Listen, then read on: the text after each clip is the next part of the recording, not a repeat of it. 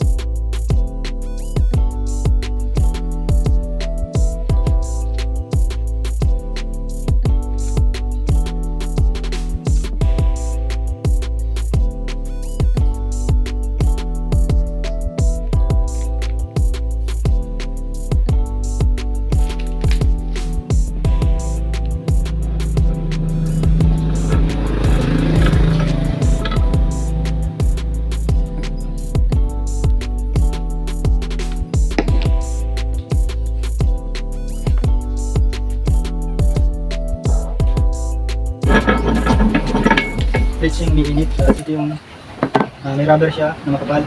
Tapos ito yung miinit. Meron naman siya ditong pwede yung palitan pala ito. Nakaka-order dito sa online pag nasira. Isinasalpak mo din.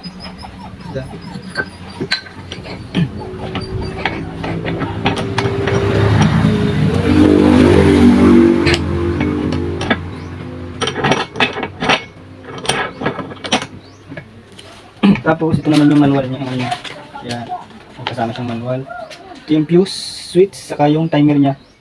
Isisip nyo lang naman kung gusto nyo ng, depende kung kung ilang minuto makakaluto itong, yung gagamitin natin na gums o kung gagamit tayo ng, yung sa, depende kung gaano kalaki yung gums na lulutuin natin. Isisip natin na timer.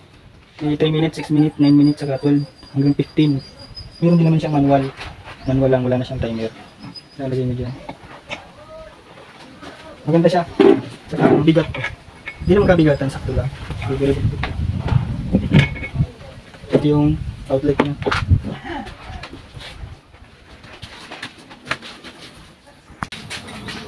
Try na natin mga ka-DIY itong ating automatic temperature control tire machine. Ito natin. Meron tayo ditong ginupit na interior kasi wala tayong makuha na sasampulan ng buong interior, kaya nagkuha lang tayo ng gupit na interior. Pero ganun din naman yan kahit ginupit sa gums. Ito pala mga ka-DIY, pwede nyo gamitin ito o pwede rin hindi. Pwedeng ito lang. Ako kasi ito lang ang gagamitin ko. Ito lang para mas tipid sa kuryente. Ito kasi pag ginamit, makapal, hindi tatagal yung pag-init niya. Mas madaming kailangan na oras para uminit ito kasi makapal, kaya i-direct ako nito. Pero kung gusto nyo, pwede rin gamitin ito. Ito natin. Tapos kailangan nyo nito, mas maganda meron ito sa tingkan ng soft drinks, yung aluminum. Lagyan na natin yung gums.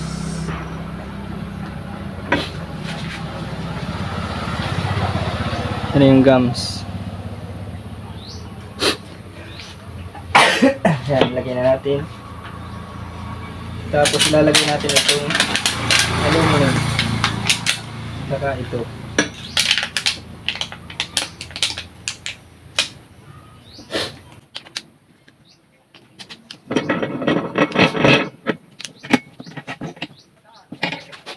Tapos ito yung on.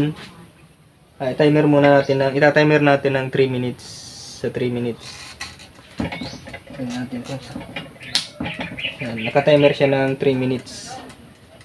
On. Hintayin natin na maluto.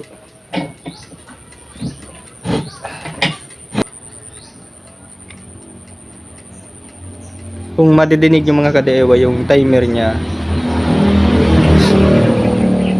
tumutunog, ayan o. Tapos umiikot siya. Balik ko na lang mamaya mga kadewa yung video kasi hahaba tayo masyado. Ayan mga kadewa, pagka off nung timer niya, huwag niyo na munang tatanggalin yung pinaka plates niya. Kasi mas maganda yung tanggalin pag medyo malamig na yung pinaka heater natin para hindi siya dumikit dun sa aluminum. Yun ang pinaka tips diyan, dapat wag niyo na muna agad tatanggalin. Hintayin niyo na medyo lumamig saka niyo tanggalin. Saka okay na yun. Yan mga kadeway, subukan na natin tanggalin. Tingnan natin kung luto na kasi medyo malamig na siya.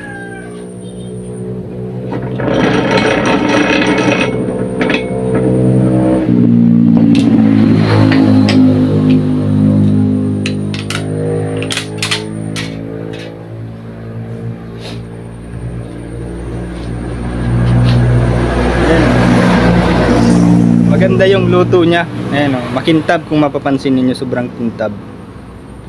Ayan, quality yung ano niya, pagkakaluto. May kaunting ano lang kasi yung ginamit natin na aluminum, may tama. Kaya may gasgas siya. Pero maganda yung pagkaluto niya, lapat na lapat. Saka makintab. Ayan o. Quality.